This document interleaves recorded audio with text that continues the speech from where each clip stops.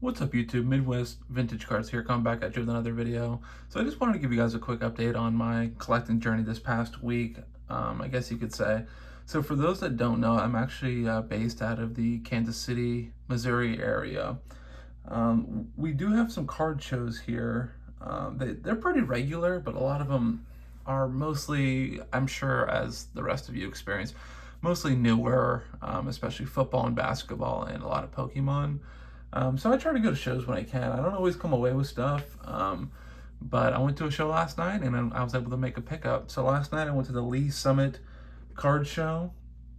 I believe it's a quarterly show. This is the second time I've gone. I went in the fall rendition, and then I guess this is the winter rendition of it. It's a pretty big show. I think there's over 210 tables that were advertised. I was actually going to go today, but I didn't know how the weather was going to be. They said it was like blizzard coming through. It's turned out so far it hasn't been that bad, but I went last night before the snow, and overall it was an okay show. Last time I went, I would say there was more vintage.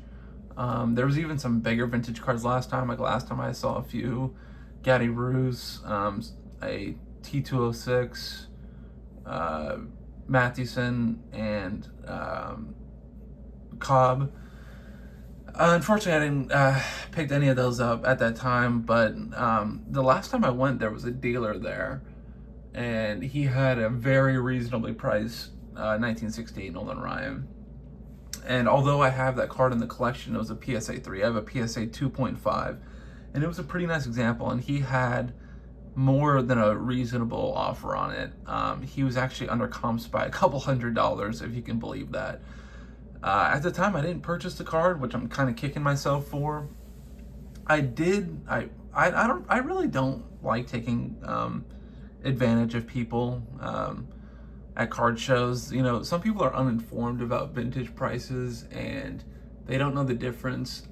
So I politely told the guy the last time I was there that he was under comps by about $300 to $400 because I think he was selling it for $450, which is crazy. Looking back, I still kick myself for not getting it. Part of the reason why I didn't get it is I didn't have all the cash on me at the time, and he wasn't accepting electronic payments, so I would have had to drive 30 minutes, 45 minutes to my bank and then come back. And honestly, that wasn't the top priority for the day. I just stopped in the card show on the way to run my errands because it was in the area. But looking back, I probably should have done that. But I did try to explain to him, hey, you're way under comps here. And his response was, well, it's only a 3. So, you know, someone got a really good deal because he was selling it for $450 and it's close to $1,000 card. You know, it's at least $800, $900. So anyway, I tried helping him out. I tried telling him that he probably needs to reprice it, and he didn't. I tell that story to say that is partially why I went to this show yesterday and made the 30-minute track up west to see the show. And I went to the same spot he was at last time, and unfortunately, he was not there. However, I did come away with a consolation prize. I bought this beautiful 1956 whiteback Topps Sandy Koufax and a PSA 4.5.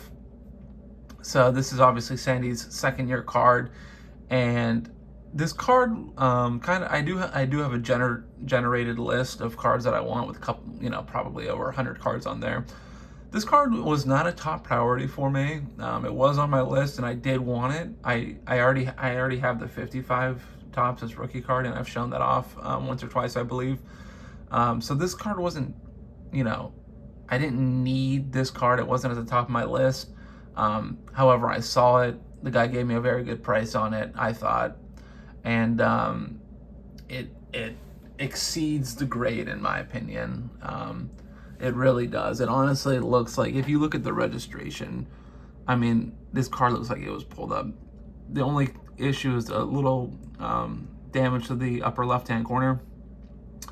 But other than that, it's beautifully centered, and what sticks out to me about this card is the color is so vibrant. It looks like it was pulled out of a pack yesterday, despite it being, you know, 70, I guess it'd be 70 years old this year. So very cool card. Was not, you know, didn't go there for this card, but was happy enough to walk away with it. So thanks for watching, and hopefully I can get more cards soon to show you guys. Thank you.